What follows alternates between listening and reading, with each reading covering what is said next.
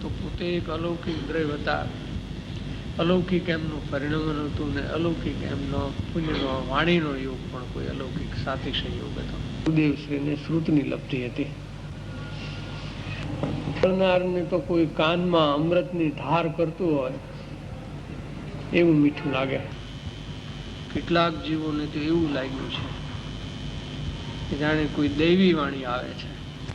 એવું અસાધારણ એક યુગ પુરુષ જેવું ગુરુદેવનું વ્યક્તિત્વ હતું ને કર્તૃત્વ પણ એવું હતું. પરમેશ્વરની જગ્યાએ નિમિત્ત છે તો અખંડ મોક્ષ માર્ગને એમણે જીવંત રાખ્યો છે. એમના વચનોમાં એવો કોઈ જાદુ છે, કોઈ ચમત્કાર છે. જઈને અજય કોઈ બી ખૂણે ખાંચરે કોઈ પાત્ર જીવ હશે, યોગ્ય હશે, જીવનનું હિત થઈ જાય એવું અંદર તત્વ પીડ્યું છે. એમાં કાંઈ બે મત નથી. મોક્ષ માર્ગ સુધી પહોંચવા માટેનું જે તત્વ એમણે આપ્યું છે એમનો પરમ ઉપકાર છે. ધર્મ જીવ છે એટલે બારંગ રચવાના છે ભવિષ્યમાં. બહુ સૂક્ષ્મ નજર હતી કે વર્તમાન સમાજને ખરેખર શું જરૂર છે એમને બહુ જ્ઞાનમાં આવ્યું છે. એમના વચનામૃત બહાર પડ્યા ત્યારે ગુરુદેવ ફીડા થઈ ગયા, આફરીન થઈ ગયા. એક એક બોલમાં એકનું અધ્યાત્મનું અમૃત જ છે એમ કહ્યું તો ચાલે. ભાવનાનો વિષય સ્થાપીને તો એમને નિવેડો લાવી દીધો છે. વૃક્ષોનું તો એક રત્ન જ હાથમાં આવી ગયું એમ કહીએ તો ચાલે. ગુરુદેવશ્રીના મહાપુરાણનું આ એક પાત્ર છે. સોનગઢની તીર્થભૂમિ, એ તીર્થભૂમિમાં સમ્યક દર્શન રૂપે સપૂત કોઈ નહોતો જાગ્યો, નહોતો પાક્યો. ત્યાં સુધી આગળ જે ધર્માત્માઓ થયા એ સોનગઢ ભૂમિમાં નથી થયા, જુદી જુદી ભૂમિમાં થયા.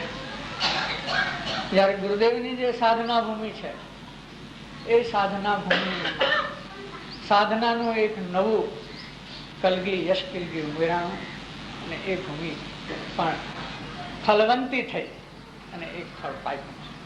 એ સોગાનીજી છે.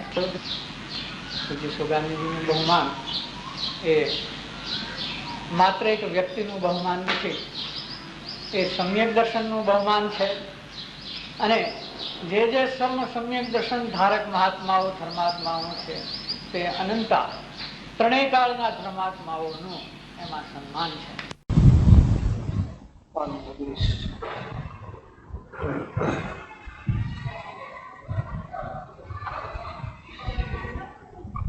મોક્ષજીવના પરિણામ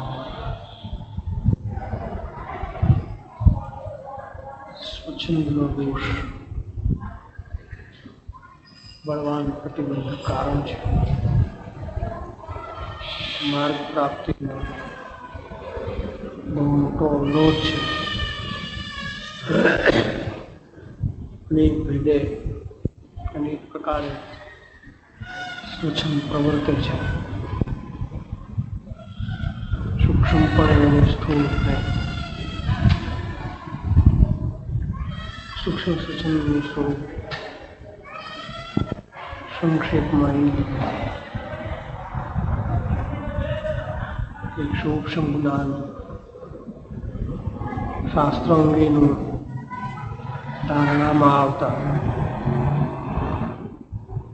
એ સૂક્ષ્મ જ્ઞાનમાં ઉપર જેનું વજન વધારે જાય છે અને તેને લઈને જ્ઞાની અનુભવી પુરુષના વચનો પણ તેને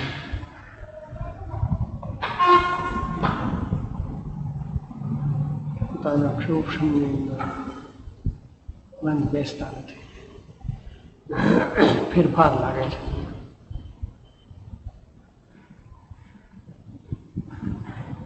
ફેરફાર લાગે છે તો નહીં, પણ એ ફેરફાર બરાબર છે એવું લાગે છે. ફેરફાર તો મતિ દોષને લઈને સંભવિત છે, પણ એ ફેરફાર છે મારું બરાબર છે એવું લાગે છે. એ સૂક્ષ્મ સ્વચ્છંદને લીધે છે. એ જ સ્વચ્છંદ જ્યારે સ્થૂળતા ગ્રહણ કરે છે ત્યારે સ્થૂળ સ્વચ્છંદને કારણે જીવ નાનીના વચનોમાં પણ જ્ઞાનીના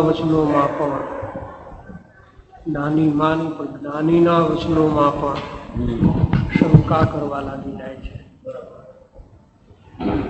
એટલે પોતાની ધારણાથી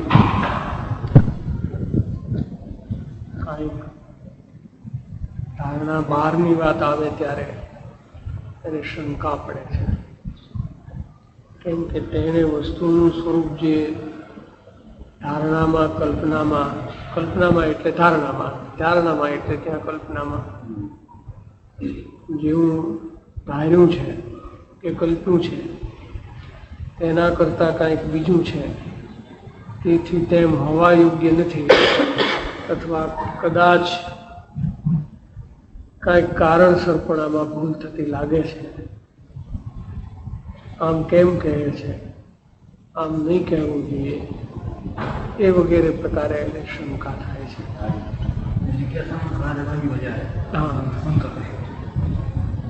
જિજ્ઞાસામાં આવવું જોઈએ અથવા રહેવું જોઈએ કે આ કોઈ બીજી વાત આવી, હું નથી સમજ્યો એવી વાત આવી, તો એ વાતને સમજવાનો વધુ પ્રયત્ન મારે કરવો જોઈએ. એના બદલે તે શંકા કરે છે, કેમ કે મેં પૂરું વિચારી લીધું છે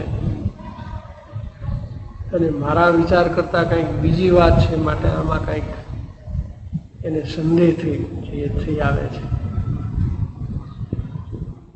અને શંકા કરવા લાગી જાય છે, અથવા જ્ઞાનીના વચનો પૂર્વાચાર્યોના શાસ્ત્ર વચનો સાથે મેળ ખાતા નથી. મેં અમુક શાસ્ત્રમાં વાંચ્યું છે ત્યાં આમ વાત આવે છે, જ્યારે અત્યારે જ્ઞાની કહે છે એમાં આટલો ફેર પડે છે, માટે આચાર્ય કહ્યું છે એ બરાબર છે. આચાર્યની ભૂલ ન હોય, જ્ઞાનીની ભૂલ હોઈ શકે છે. શંકા પડે છે, અથવા એને મેળ નથી ખાતા.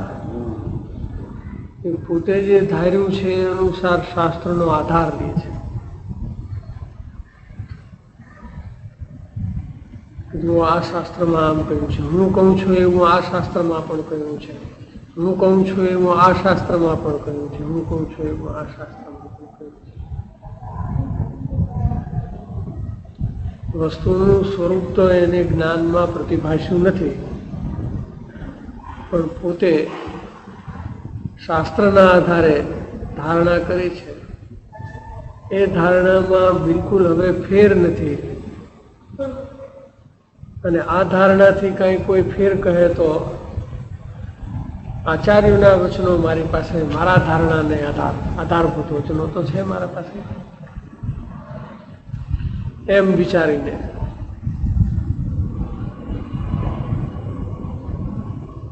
એવો ફેરફાર શોધે છે. અને એવી પોતાની બુદ્ધિને તે પરીક્ષા બુદ્ધિ સમજે છે, અથવા સૂક્ષ્મ બુદ્ધિ પણ સમજે છે કે કેટલી સૂક્ષ્મતાથી હું શાસ્ત્ર વચનને સમજું છું, અને એમાં ક્યાંય જ્ઞાનીને પણ ફેર પડે તો હું બરાબર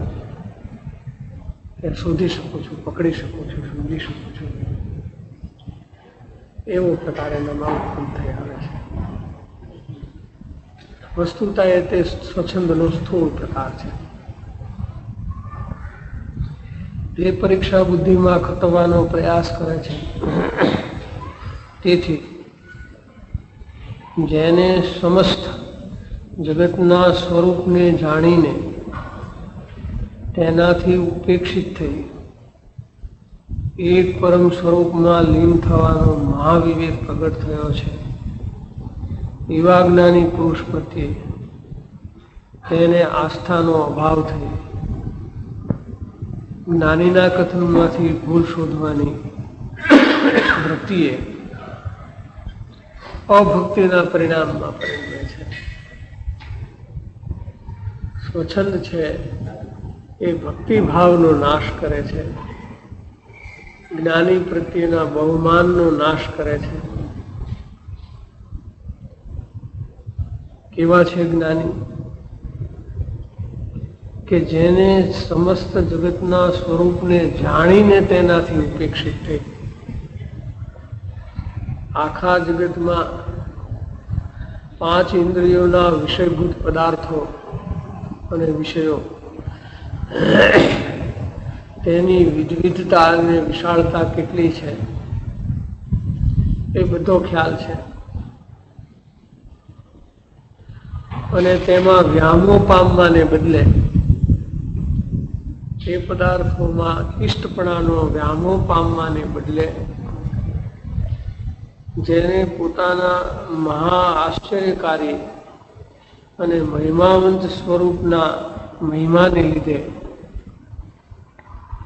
એ સર્વ જગતથી ઉપેક્ષા થઈ ગઈ, એવો એક પરમ સ્વરૂપમાં લીન થવાનો મહાવિવેક પ્રગટ્યો.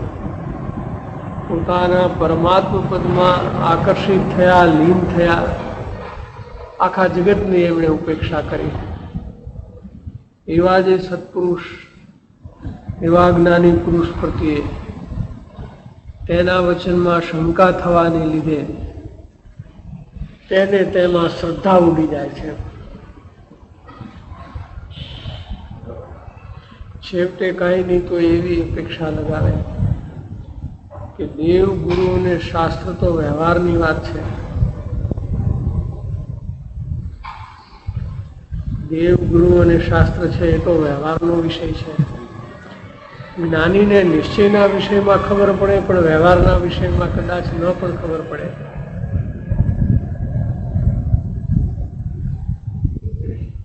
એમાં તો વિદ્વાનો અને પંડિતો કહે તેમ ચાલવું જોઈએ, તેમ પ્રવર્તવું જોઈએ, તેમ માન્ય રાખવું જોઈએ.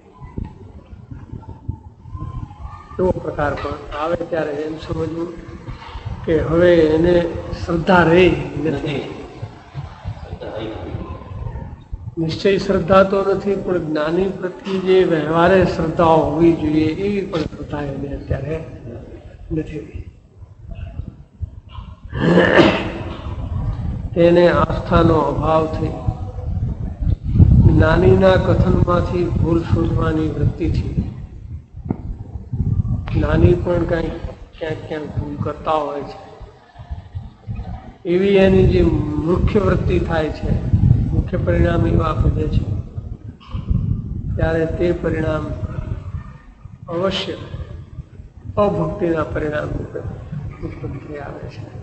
પછી એને જ્ઞાની પ્રત્યે ભક્તિ અને મહિમા રહેતા નિયમથી અભક્તિના પરિણામ થાય છે. અને આવા અભક્તિના પરિણામ જેણે માર્ગ જોયો છે અને તેથી જે માર્ગને બતાવી શકે છે તેવા વિદ્યમાન જ્ઞાનીને ચૂકી જવાનું આ સૌથી મોટું નુકસાન છે. અનંતકાળથી એક તો જીવને માર્ગ મળ્યો નથી. માર્ગ બતાવનારા મળ્યા ત્યારે શંકા રાખીને અટક્યો. સોનગઢના 2 દિવસના વાંચનમાં એક બોલે આવ્યો હતો પહેલે દિવસે કે ક્યાં તો જીવ શંકા રાખીને અટક્યો, કાં તો જો સમજ્યો ને શંકા ન કરી તો પુરુષાર્થ કરવા નહીં કરીને અટક્યો. કદાચ થોડો પુરુષાર્થ ચાલ્યો તો અલ્પ પુરુષાર્થમાં અટક્યો અને પૂર્ણ પર્યાપ્ત પુરુષાર્થમાં ન આવ્યો. એ વગેરે અનેક પ્રકારે જીવ પોતાના નિજ ઘર સુધી પહોંચ્યો નથી, નિજ સ્વરૂપ સુધી પહોંચ્યો નથી. અને તેથી અટક્યો એટલે કાંઈક ઓછો અટક્યો છે એવું નથી, પૂરેપૂરો જ અટક્યો છે. જેમ તર્યો તે પૂરો તર્યો છે એમ અટકો એ પણ પૂરો જ અટક્યો છે. અહીંયા તો તેને અભક્તિના પરિણામ થાય છે, એ સૌથી મોટું નુકસાન છે.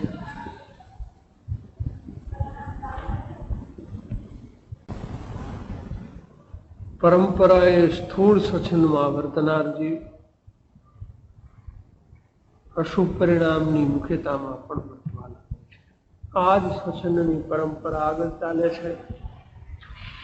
જ્યારે જીવ સ્વચ્છંદમાં આવી જાય છે અને એ સ્વચ્છંદની પરંપરામાં એ આગળ ચાલે વધી જાય છે, ત્યારે એના શુભ પરિણામના પણ ઠેકાણા રહેતા નથી. આ સ્થિતિ આવી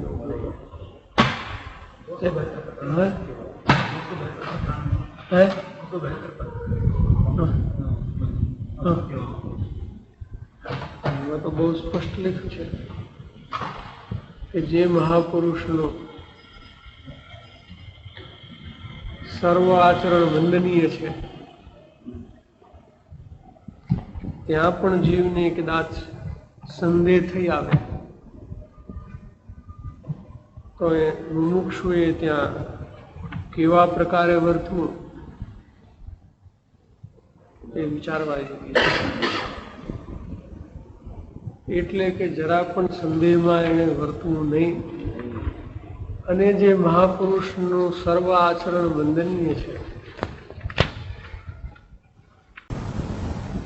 એવો જે ભાવ છે, એ ભાવમાં ક્યાંય પણ એને ફરક આવવા દેવો જોઈએ નહીં, એમ કહેવામાં આવે છે.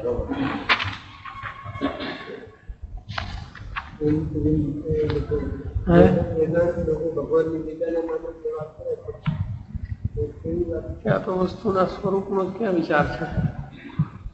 ત્યાં તો કોઈ વસ્તુના સ્વરૂપનો વિચાર નથી. તો ભગવાન પોતાને મોજ કરવા માટે લીલા કરે છે, એમ કરે છે, અને એવો એમનો અધિકાર છે મોજ કરવાનો.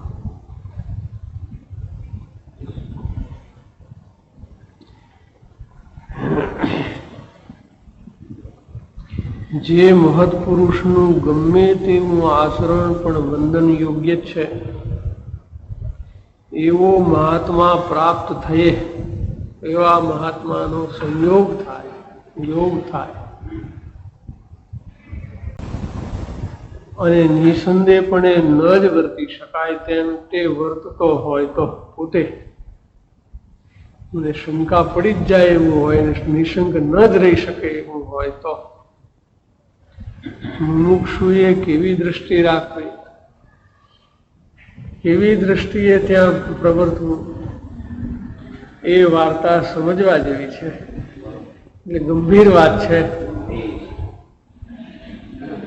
રામચંદ્રજી અત્યારે મોજૂદ હોત તો જીવ સ્વીકારત કે કેમ, એ સવાલ છે. સ્વીકારે? ભરત ચક્રવર્તી મોજૂદ હોત તો એ ભરતજી પણ વૈરાગી છે એ વાત જીવ સ્વીકારત નહીં. આ પરિસ્થિતિ આવી જાય. કેમ કે બાહ્ય દ્રષ્ટિએ જીવ બહારથી જ બધું જોવે છે. એ બાહ્ય દ્રષ્ટિમાં મહાપુરુષની અંતરંગ પરિણતિ જોવાનું સામર્થ્ય નથી કે યોગ્યતા નથી. તેથી એને અંતરંગ સ્વરૂપ જણાતું નથી, અંતરંગ પરિણતિ જણાતી નથી. અને બાહ્ય ઉદયની પ્રવૃત્તિ એ તો પૂર્વકર્મ અનુસાર હોય છે. ચારે ગતિના સંજ્ઞી જીવોને, અજ્ઞાની જીવોને યોગ પ્રસંગ હોય એવો પ્રસંગ જ્ઞાનીને પણ હોય છે. અજ્ઞાન ભાવે બાંધેલા કર્મ ઉદયમાં આવેલા છે. પ્રસંગ અજ્ઞાનીઓને હોય એવો જ જ્ઞાનીઓને હોય. મહામુનિ હોય છે ને રોગ આવે છે. અંદર આત્મા પવિત્રતાનું પિંડ છે, એકદમ પવિત્ર દશામાં ઝૂલે છે અને બહારમાં રોગને લઈને શરીરમાં મલિનતા અને અનેક પ્રકાર દુર્ગંધ આદિ ઉપજે છે. મિથ્યા દ્રષ્ટિઓને રોગ આવે, એથી ભયંકર રોગ આવે. પ્રશ્ન થાય એમ છે કે આવો રોગ કેમ આવતો હશે, એ પ્રશ્ન સ્થાને છે.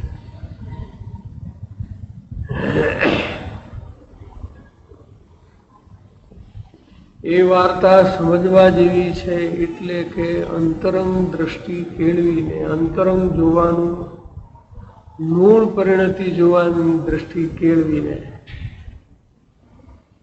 મહાપુરુષનું અંતરંગ સ્વરૂપ, મૂળ સ્વરૂપ લક્ષ્યમાં લેવા યોગ્ય છે અને એની બાહ્ય પ્રવૃત્તિ ગૌણ કરવા યોગ્ય છે. એમાં શંકા પામવા જેવું નથી. આ તો આચરણનો વિષય લીધો છે. આપણે આના ઉપરથી એક બીજી વાત લઈએ છીએ. આચરણ તો પૂર્વકર્મનું સાર હોય, પણ જ્ઞાનીનું કથન છે એ કથન તો એમના વર્તમાન સમ્યક જ્ઞાન વર્તમાન વર્તી રહ્યું છે, તે વર્તમાન વર્તતા સમ્યક જ્ઞાનના નિમિત્તે વચન વ્યવહાર તો છે ચાલ્યો છે. જે વચન વ્યવહારને સમ્યક જ્ઞાનનું સીધું જ નિમિત્ત છે, એવા જ્ઞાનીઓના વચનમાં જેને શંકા ઉત્પન્ન થાય છે કે કદાચ જ્ઞાની ભૂલતા હોય, પંડિત ન ભૂલે કેમ કે એને તો ઘણું વાંચ્યું હોય, જ્ઞાની એ ઓછું વાંચ્યું હોય એવું બને, એ વિચારવા યોગ્ય નથી. પૂર્વકર્મનો નથી, સમ્યક જ્ઞાનનું નિમિત્ત છે, પૂર્વકર્મનું નિમિત્ત નથી. એક ન્યાય ઉદય ભાવ છે, પણ એ અજ્ઞાન ભાવે બાંધેલા કર્મનો ઉદય ભાવ નથી.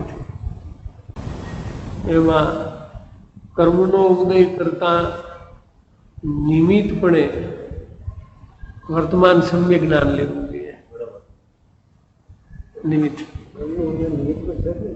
કર્મનો ઉદય નિમિત્ત છે, પણ છતાં બળવાન નિમિત્ત સમ્યક જ્ઞાન છે, કર્મનો ઉદય નહીં. કર્મના ઉદય નિમિત્તે ભાષા વર્ગણા ઉત્પન્ન થાય છે, કર્મના ઉદયના નિમિત્તે વિકલ્પ થાય છે, એ બધું થાય છે. પણ જે જ્ઞાન છે એ તો સમ્યક જ્ઞાન છે, અને એ વચન વ્યવહાર છે એ સમ્યક જ્ઞાન અનુસાર ચાલે છે. એટલે વિકલ્પ થવો, વાણીની પ્રવૃત્તિ થઈ, ભાષા વર્ગણાની, ત્યાં પૂર્વકર્મનો ઉદય લાગુ પડે. પણ સમજણમાં પૂર્વકર્મનો ઉદય લાગુ પડે નહીં. એમાં તો જ્ઞાન સમ્યક જ્ઞાન પ્રવર્તે છે. એટલે સમ્યક જ્ઞાન અનુસારીણી વાણી હોવાથી એને કેવળ જ્ઞાન અનુસારીણી વાણી, સર્વજ્ઞ અનુસારીણી વાણી કહી છે. કેમ કે એ સમ્યક જ્ઞાનનું મુખ્ય આધારભૂત તત્વ છે એ સર્વજ્ઞ સ્વભાવ છે. સમ્યક જ્ઞાનને આધાર કોનો છે? સર્વજ્ઞ સ્વભાવનો આધાર છે. એટલે સર્વજ્ઞ અનુસારીણી વાણી છે. એમ રાજમલજીએ બીજા કળશની ટીકામાં એ વાત નાખી દીધી. જ્યાં જીનવાણીની વાત આવી ત્યાં એ વાત નાખી કે આ તો સર્વજ્ઞ અનુસારીણી વાણી હોવાથી વાણી જળ છે એકવાર તો પણ એ નમસ્કાર કરવા યોગ્ય છે. જીનવાણી નમસ્કાર કરવા યોગ્ય છે. કેમ કે ત્યાં એનું પૂતગળપણું ન લીધું. જીનવાણી તો પૂતગળાત્મક છે, પણ એનું પૂતગળપણું ન લીધું. એનું સ્વરૂપ પૂતગળ હોવા છતાં ત્યાં એ સર્વજ્ઞ અનુસારીણી વાણી છે એ વાત લઈને એને નમસ્કાર કર્યા. તો જો ત્યાં પૂતગળ હોવા છતાં એનું પૂતગળપણું ન લીધું, તો અહીંયા કર્મનો ઉદય હોવા છતાં અહીંયા જ્ઞાન જ નિમિત્ત લેવાય, કર્મનો ઉદય નિમિત્ત ન લેવાય.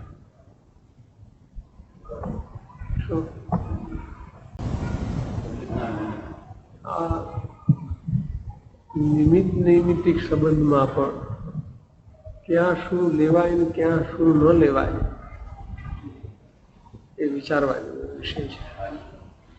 જેમ કે મુનિરાજને કે સાધક ધર્માત્માને રોગાદીનો પ્રસંગ દેખાય બહારમાં, જગત એને પ્રતિકૂળતાનો પ્રસંગ કહે છે, અને સામાન્ય જીવને રોગાદીનો ઉપદ્રવ થતા પાપનો ઉદય ગણવામાં આવે છે. જ્ઞાનીને કે મુનિને પાપનો ઉદય તે કહેવાતો નથી. શું પાપનો ઉદય નથી? છે તોય કહેવાતો નથી એમ કેવું છે. વિચારવા જેવું. કેમ નથી કહેવાતો? પાપનો ઉદય હોવા છતાં કે ત્યાં એ પાપ તો બાંધતા નથી, પોતાના પુરુષાર્થ કરે છે, તેથી એમને પાપનો ઉદય છે એમ ન કહેવાય. એ ભાષા ત્યાં ઉચિત નથી, એ ભાષા ત્યાં યોગ્ય નથી, અને એ વાત ત્યાં લાગુ કરાય નહીં, કરવા જેવી પણ નથી. આમ છે પુરુષાર્થનો ઉદય છે એમ કહેવાય, પુરુષાર્થની તક છે, પાપનો ઉદય કહેવાય.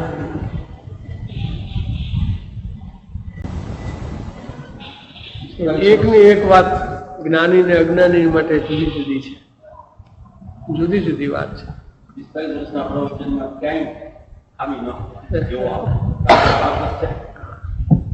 કઈ વાતો ચારો વાતો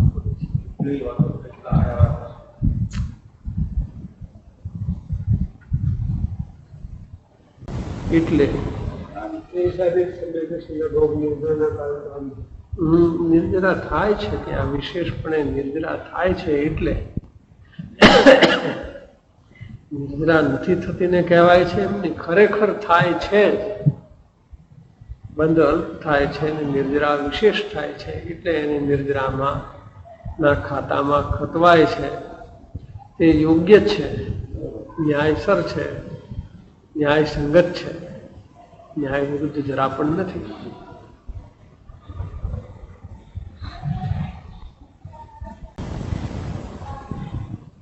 લડાઈના મેદાનમાં છે ને નિર્જરા છે, લડાઈના મેદાનમાં છે, બધે કોઈ પણ પ્રસંગે નિર્જરા છે. સર્વ ઉદયના પ્રસંગમાં નિર્જરા છે. શુભ અશુભ કોઈ પ્રસંગો નિર્જરા છે. શુભ અશુભ પ્રસંગો, અશુભ ભાવના કાળે પણ નિર્જરા છે, અશુભ ઉપયોગ થાય ત્યારે પણ નિર્જરા છે. શુભ ઉપયોગમાં નિર્જરા છે ને અશુભ ઉપયોગમાં નિર્જરા નથી એમ નથી, બંને ઉપયોગો નિર્જરા છે. ચાલુ છે એ મુખ્ય પરિણતિ છે.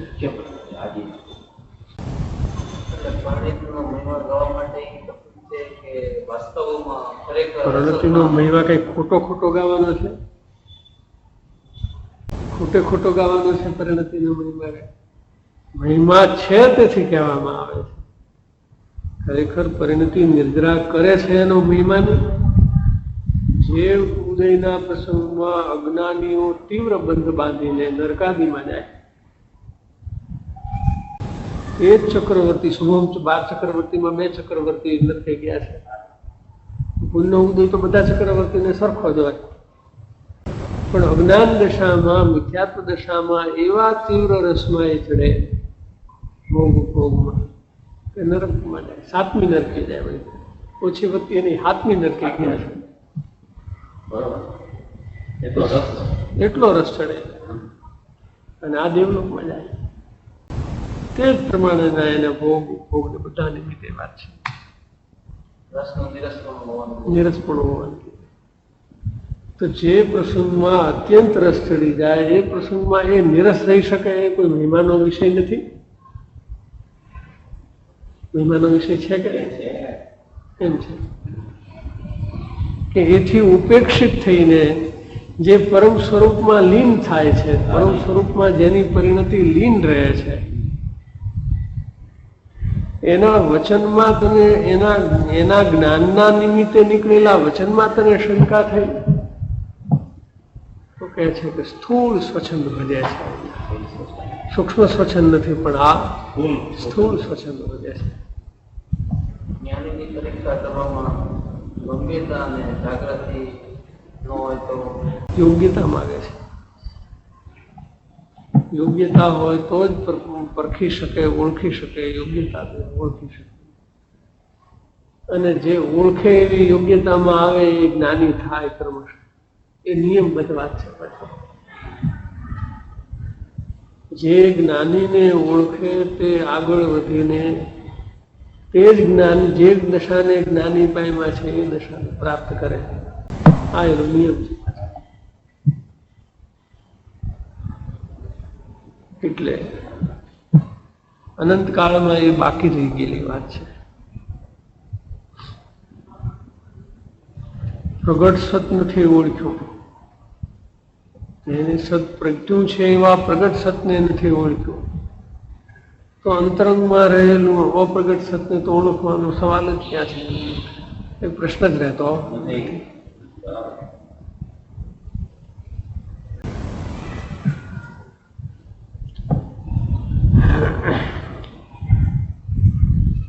એટલે કથનમાંથી ભૂલ શોધવાની વૃત્તિ આવતા અભક્તિના પરિણામમાં પરિણમે છે. વાંચનનો પ્રશ્ન થયો હતો સોનગઢ આત્મસિદ્ધિની 19મી ગાથા લઈને મુક્ષુ વિનય કરે ભગવાન માટે. પછી કહ્યું કે એકલા મળશું ત્યારે વાત, પછી મળી ગયા હતા કુદરતી. એમને બીજું કારણ હતું મળવાનું. મેં સામેથી જ પ્રશ્ન ઉઠાવ્યો કે તમે કાલે જે પ્રશ્ન કર્યો હતો એવો વિચાર કેમ આવ્યો તમને? મારે એ જાણવું છે, આવો વિચાર કેમ આવે છે?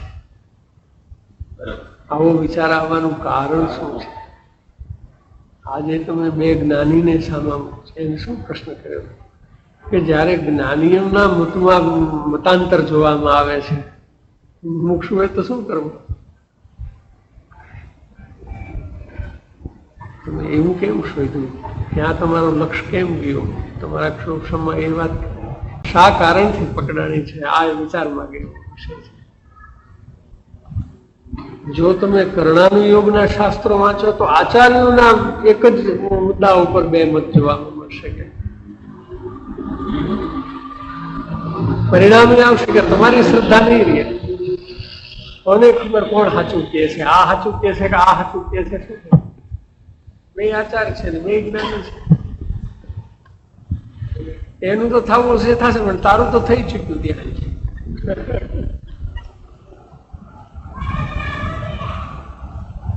એ વિચારની પદ્ધતિ છે, એ પરીક્ષા પદ્ધતિ નથી. એ પણ વિચારી લેવા જેવો વિષય છે. એટલે અહીંયા એ વાત લીધી છે કે એને પરીક્ષા બુદ્ધિમાં ખતમવાનો પ્રયાસ કરવા જેવું નથી. શું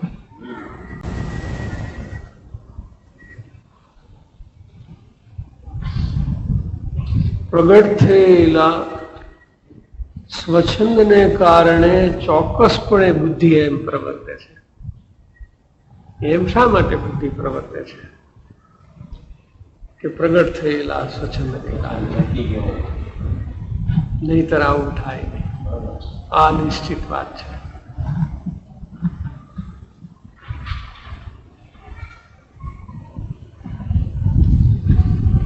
અને એ સ્વચ્છંદની પરંપરાએ વર્તનાર જીવ સ્થૂળ સ્વચ્છંદમાં આવીને અશુભ પરિણામની મુખ્યતામાં પણ વર્તવા લાગે છે. એના પરિણામ શુભ ઉપયોગની ભૂમિકાનો પણ ત્યાગ કરી દે છે. અશુભ ઉપયોગમાં, અશુભની મુખ્યતામાં, અશુભ ઉપયોગમાં તો આવી શકે છે, પણ અશુભની મુખ્યતામાં એ આવી જાય છે. અને પોતાનું અહમપણું રક્ષવા, એટલે કે મારી ભૂલ નથી આમાં, હું તો બરાબર, મારી બુદ્ધિ કામ કરે છે. પોતાનું અહમપણાની રક્ષા કરવા અથવા પોતાનું માનાદિક વધારવા, નૈતિક સ્તરથી પણ નીચે જઈને વર્તવા લાગે છે. પછી તે અનૈતિક વર્તનમાં આવતા વાર લાગતી નથી. એવા પ્રસંગમાં સ્થૂળ સ્વચ્છંદને લીધે જીવ આવી જાય છે અને એને પોતાને એનું ભાન પણ રહેતું નથી કે આવો મોટો દોષ સ્વચ્છંદને કારણે વર્તી રહ્યો છે.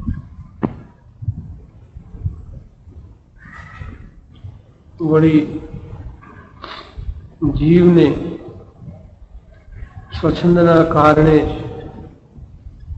યથાર્થ બોધિદાતા એવા મહાત્માનો ઉપકાર ઓળવવો જોઈએ નહીં, તેવી જે શાસ્ત્રાજ્ઞા તેનું ઉલ્લંઘન થઈ જાય છે.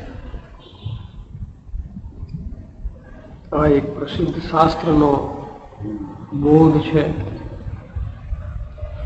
કે જે મહાપુરુષથી શુદ્ધાત્મ સ્વરૂપનો બોધ મળ્યો અથવા શુદ્ધાત્માનું સ્વરૂપ સાંભળવા મળ્યું, એનો ઉપકાર કેટલો કે ચામડા ઉતરડીને જોડા સીવડાવે તો પણ એનો ઉપકાર વળી શકે નહીં. એવું છે ને બધું. પરમાગમ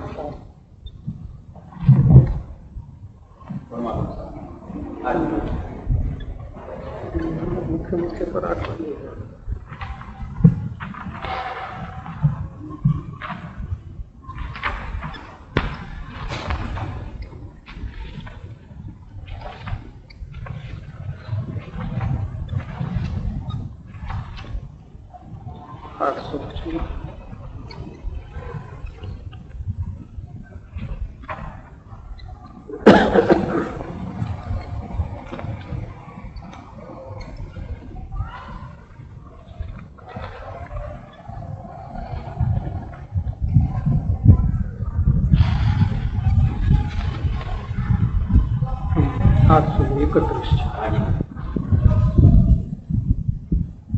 ચામડા ઉતારીને જોડા કરીએ તો પણ ઉપકાર નવાળી શકાય એવો ઉપકાર ગુરુવાદીનો હોય છે. એને બદલે તેમના ઉપકારને ઓળવે તે તો અનંત સંસારી છે.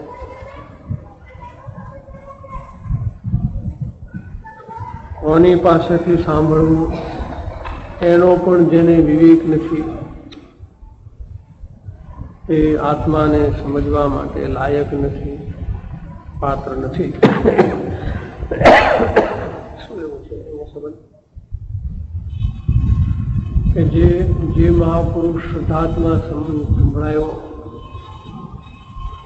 એનો પણ વિરોધ કરતા હોય, એને પણ સાંભળવા જાય તો એનું અનુમોદન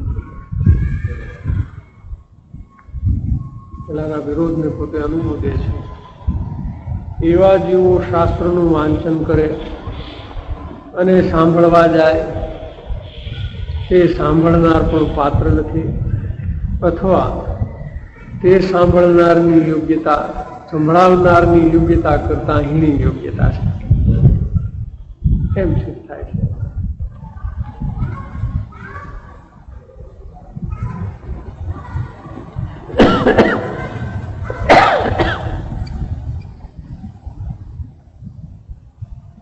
એ વાત લીધી છે 840. જેની તેની પાસે ધર્મ સાંભળવો તે પાત્રતા નથી, એટલે કે અપાત્રતા છે. જેની તેની પાસે ધર્મ સાંભળવો તે સંભળાવનાર કરતા સાંભળનારની પાત્રતા ઓછી છે અથવા હલકી છે. એમ સાંભળવા જનાર પોતાની હલકી યોગ્યતાને પ્રદર્શિત કરે છે. વક્તા કેવો છે તેના પ્રમાણમાં સાંભળનારની યોગ્યતા કેવી છે તે સાબિત થાય છે. કેમ કે તે શ્રોતા તે વક્તાની ઊંધી માન્યતા અથવા શ્રદ્ધાને અનુમોદનારા છે. કરે, કરાવે ને અનુમોદે એ ત્રણેયનું ફળ એક જ છે. 840 નંબર.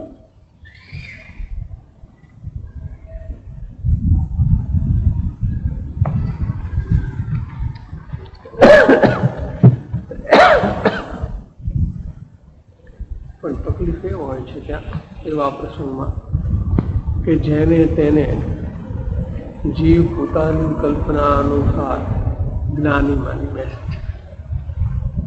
કાં તો કોઈ વક્તાપણું હોય અને કાં તો સૂક્ષ્મ જ્ઞાન, શાસ્ત્ર જ્ઞાનની ધારણા હોય, ત્યાં જ્ઞાનીપણાની કલ્પના કરે છે અને અનુસરવા જાય છે. એટલે એની યોગ્યતા કરતા પોતાની યોગ્યતા આપોઆપ હીણી છે. એમાંથી ગુરુદેવે જે મુદ્દો કાઢ્યો છે એમાંથી કાઢે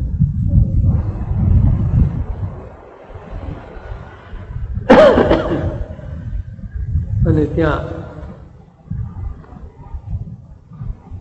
યથાર્થ બુદ્ધિદાતા એવા મહાપુરુષનો ઉપકાર ઓળવવાનો પ્રસંગ ઉભો થાય છે. તેવી શાસ્ત્રાજ્ઞાનું પણ ત્યાં ઉલ્લંઘન થાય છે. જો કે આવા ઉપકારીનો પ્રત્યુપકાર તો કોઈ પણ રીતે વાળી શકાતો નથી. ઉપકાર તો વાળી શકાતો નથી. ઉપકાર વાળવો તો એ જ બાજુ રહ્યો, પણ અપકાર થાય છે અથવા દ્રોહ થાય છે. તેને બદલે ઉપકાર ઓળવવારૂપ દ્રોહ થાય છે. તે પણ જીવના સ્વચ્છંદનો જ પ્રભાવ છે અથવા જીવના સ્વચ્છંદનો જ ત્યાં પ્રકાશ થયો છે. વધારે પડતો બહાર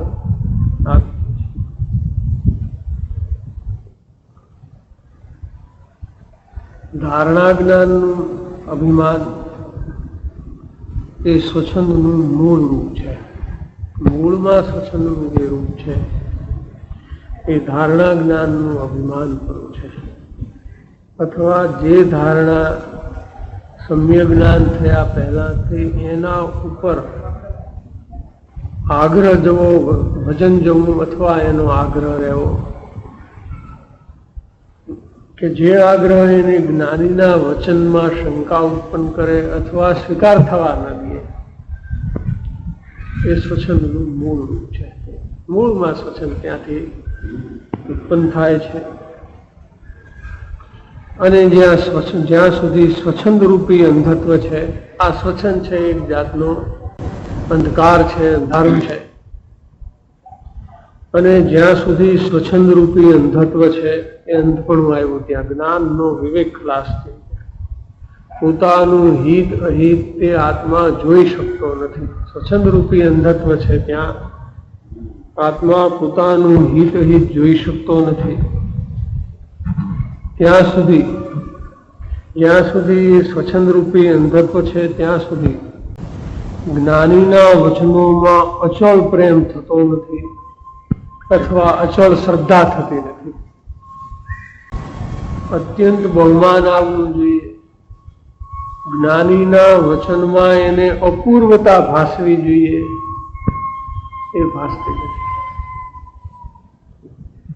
આપણે એવો પણ પ્રકાર થાય છે ને, આ બધું તો સમજાઈ ગયું છે ને, આ તો અહીંયા જે વર્ષોથી વાંચતા હોય ને તો આવું બધી સાંભળ્યું હોય ને સમજ્યા જ હોય ને માન્ય જ હોય ને, એ એમ બતાવે છે કે એમાં રહેલું જે અપૂર્વ રહસ્ય છે, આત્માને પૂર્વે હિત નથી થયું એવું અપૂર્વ હિત થાય એવો મર્મ જેમાં રહ્યો છે, તે વાત પણ અપૂર્વ છે અને તે વચનો પણ અપૂર્વ છે. એ વચનોમાં રહેલી અપૂર્વતા એને ભાસવી જોઈએ કે અરે અનંતકાળમાં અમારું હિત નથી થયું, એવી વાત આ શબ્દોમાં, આ વચનોમાં પડી છે. એવી અપૂર્વતા ભાસવાને બદલે તેને તેમાં શ્રદ્ધા રહેતી નથી અથવા તેના પ્રત્યે તેને પ્રેમ આવતો, મહિમા આવતો. પોતાનું હિત જોઈ શકતો નથી, બીજાનું હિત કરવા નીકળી પડે. જે માણસ પોતે જ અનાથ હોય બીજાને સનાથ કેવી રીતે બનાવે? પોતે તો 5-5 પૈસા માટે ભીખ માગવા ઉભો રહીએ અને પાછો ભાષણ કરે કે લાખોનું દાન દઈ દેવું. તો મારે દાન દેવાનો પ્રસંગ આવે ત્યાં તો હું લાખમાંથી પાછી પાણી કરું નહીં.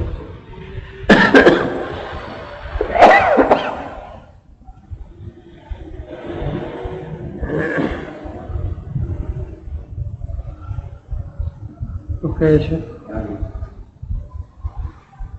કે તેને જ્ઞાનીના વચનોમાં અપૂર્વ મહિમા ભાસે, તે મહિમા ભાસતો નથી. તેથી તેને પ્રેમ, ભક્તિ, ઉલ્લાસ આવતા નથી. તેથી જ્ઞાનીના વચનો તેના અંતઃકરણને સ્પર્શતા નથી. જે અંતઃકરણને સ્પર્શીને એના અંતરંગમાં રહેલા મિથ્યાત્વને ભેદે એને અંતરગ્રંથિ છેદનારા જે વચનો છે એવી મિથ્યાત્વ મોહનીની અંતરગ્રંથિ છેદનારા જે વચનો છે એ ત્યાં એને સ્પર્શતા જ નથી, ત્યાં એનો સ્પર્શ એને થતો નથી. એ જ્ઞાનીના વચનો તેના અંતઃકરણને સ્પર્શતા નથી. તેથી જ જ્ઞાની પ્રત્યે પરમ વિનય ભાવ ઉત્પન્ન થતો નથી. જ્ઞાની પ્રત્યે પરમ વિનય ભાવ આવવો જોઈએ એ બધો પચીસમાં લીધો. બહુ સારા શબ્દો વાત કરી.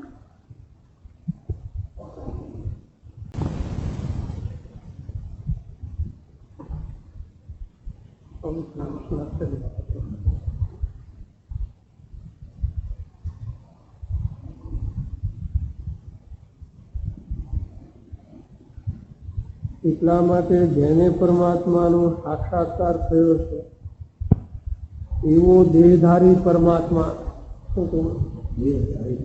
જ્ઞાનીને શું કહ્યું? એવો દેહધારી પરમાત્મા તે ભક્તિનું પરમ કારણ છે. પરાભક્તિનું એટલે આત્માની અભેદ ભક્તિનું પરમ કારણ છે. અહીંયા પરાભક્તિ લીધી. એ જ્ઞાની પુરુષના સર્વ ચારિત્રમાં અહીંયા પણ ચારિત્ર લીધું.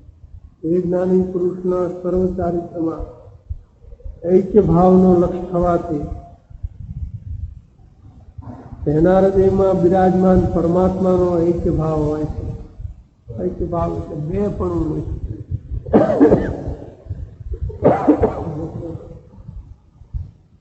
અમારી વચ્ચે કોઈ અંતર નથી. ઐક્ય ભાવનો અર્થ શું છે? કે અમારી વચ્ચે કોઈ અંતર નથી, કોઈ ગણતરી નથી, કોઈ વાત નથી. આટલું અમે ભક્તિ કરી, આટલું અમે સમર્પણ કર્યું, એ વાત જ્યાં નથી, એ વાત જ્યાં આવે.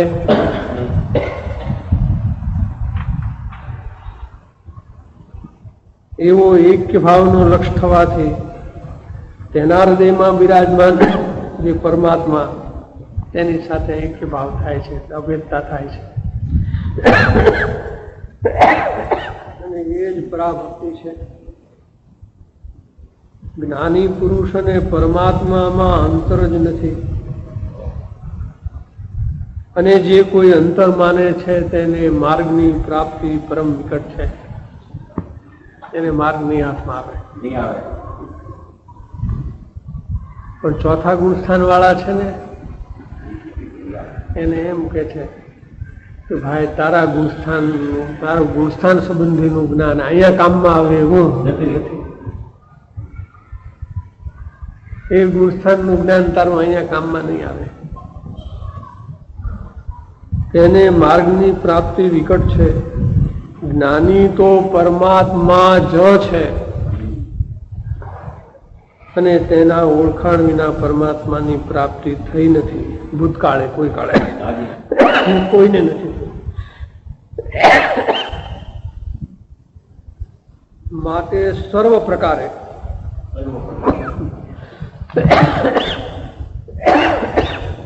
આમ ન કરવું એટલી વાત બાદ નથી રાખી.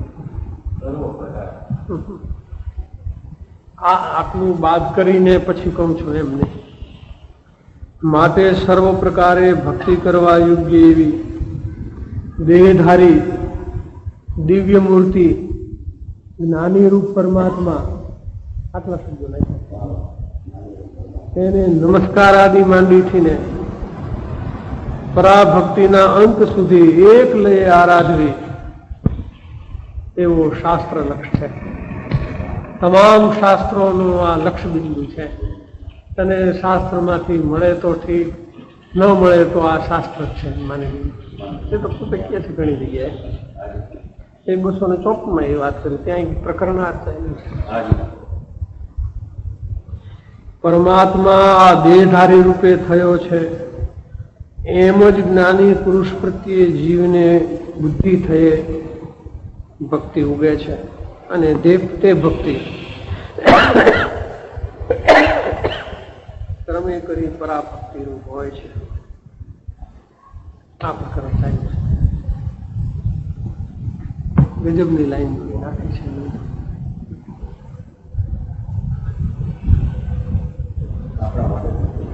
1947 લખ્યો છે, જ્યારે સંકિત પ્રકાશ્યો ત્યારે.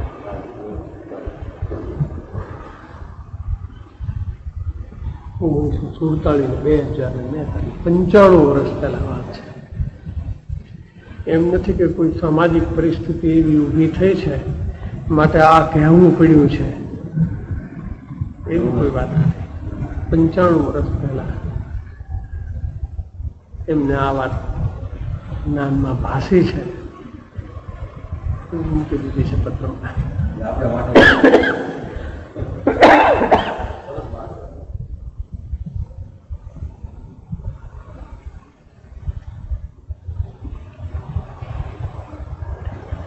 તેથી જ જ્ઞાની પ્રત્યે પરમ વિનય ભાવ ઉત્પન્ન થતો નથી સ્વચ્છંદને કારણે. ઉલટાની તેને પોતાના સમાન કલ્પના રહ્યા કરે છે. મને એક સૂક્ષ્મ જ્ઞાન છે ને એમને એક સૂક્ષ્મ જ્ઞાન છે. સૂક્ષ્મ જ્ઞાનથી શું વધારે છે? ઠીક, મતિશ્રુતનું સૂક્ષ્મ બધા છ વસ્તુને છે કેવળ જ્ઞાન થયા પહેલા. મને એક સૂક્ષ્મ જ્ઞાન છે, એમને એક સૂક્ષ્મ જ્ઞાન છે. ક્યાંક તો મારું સૂક્ષ્મ જ્ઞાન વધી જાય. ઘણું વધી જાય એવું પણ હોય છે. એટલું તો વિચારે તો એવું ન બને કાંઈ.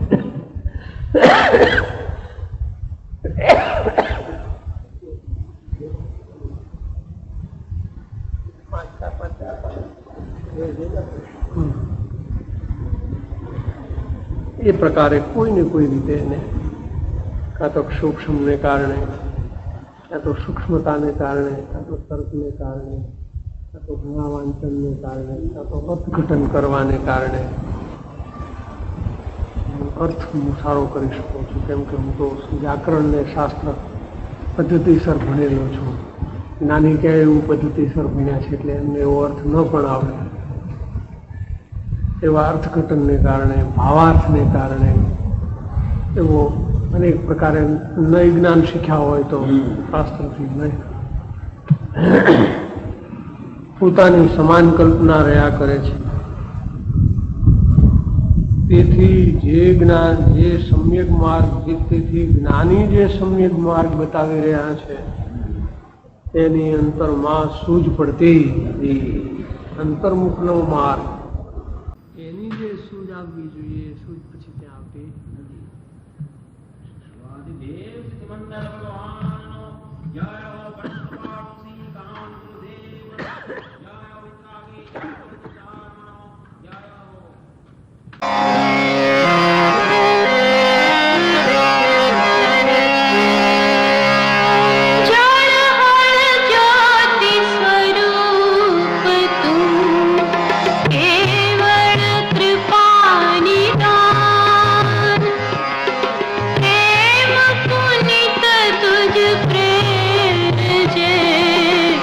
भयभंजन भगवान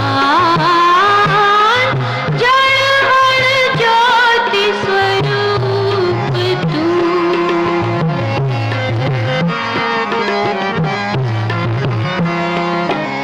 नित्य निरंजन नित्य छो गंजन गंज भगवान अभिवंदन अभिवंदना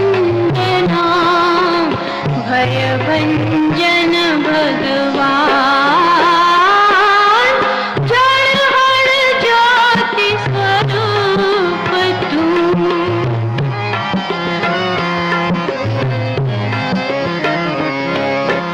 धर्म धरण तारण करण चरण शरण सन्मान विघ्न हरण पावन करण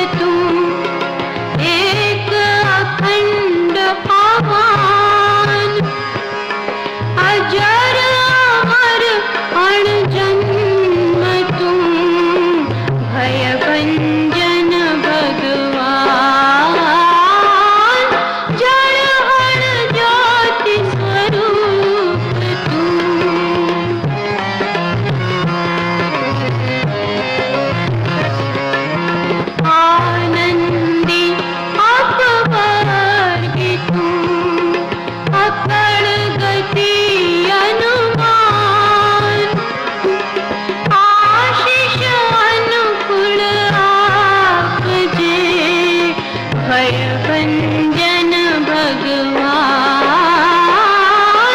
जड़हर ज्योति स्वरूप तू।